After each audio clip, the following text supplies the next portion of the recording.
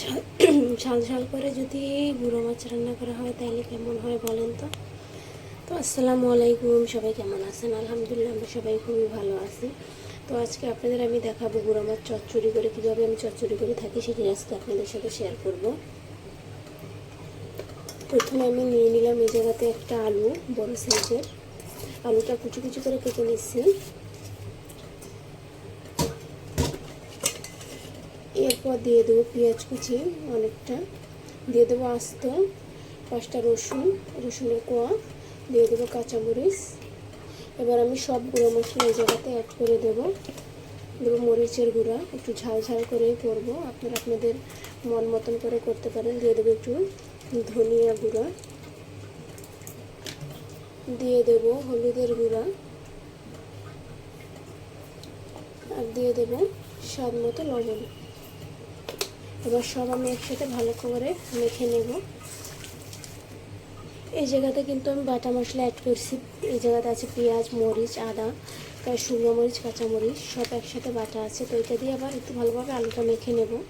আলুটা কিন্তু অনেক সুন্দরভাবে মেখে নিচ্ছি, গায়ে গায়ে মশলা লেগে গেছে। এবার দিয়ে দেব মলা মাছ বলতে পারেন, এটা আবার ছোট মাছ, এটাকে হয়তো মলা মাছই বলে, আবার কেউ কেউ মলঙ্গি মাছও বলে। তো ভালোভাবে মাছটাও আলুর সাথে মাখিয়ে নেব। এবার দিয়ে দেব সরিষার তেল, এটা কিন্তু একদম অরিজিনাল আমাদের। এবার আমি ভালোভাবে আবার মেখে নেব কিছু সময়ের জন্য। আমার এটা ভালোভাবে মাখানো হয়ে গেছে। এবার আমি কড়াইতে দিয়ে দেব। এবার দিয়ে দেব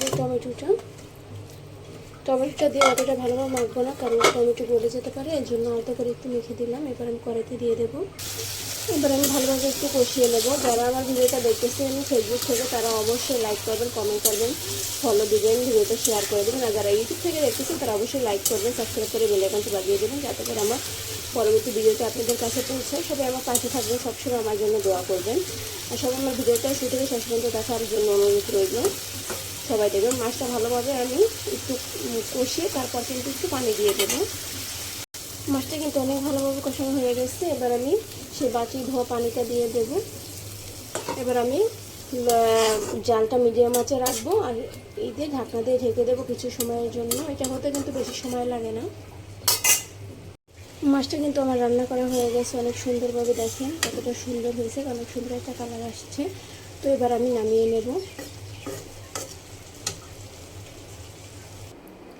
তো মাছটা কিন্তু রান্না করা হয়ে গেছে, নামিয়ে নিলাম। তো ভিডিওতে কালারটা আসতেছে না, অনেক সুন্দর একটা কালার আসছে। তো সবাই ভালো থাকবেন, আমাদের জন্য দোয়া করবেন। আজকে এই পর্যন্তই, আল্লাহ হাফেজ। অবশ্যই কিন্তু খেয়ে বলবেন কেমন হয়েছে।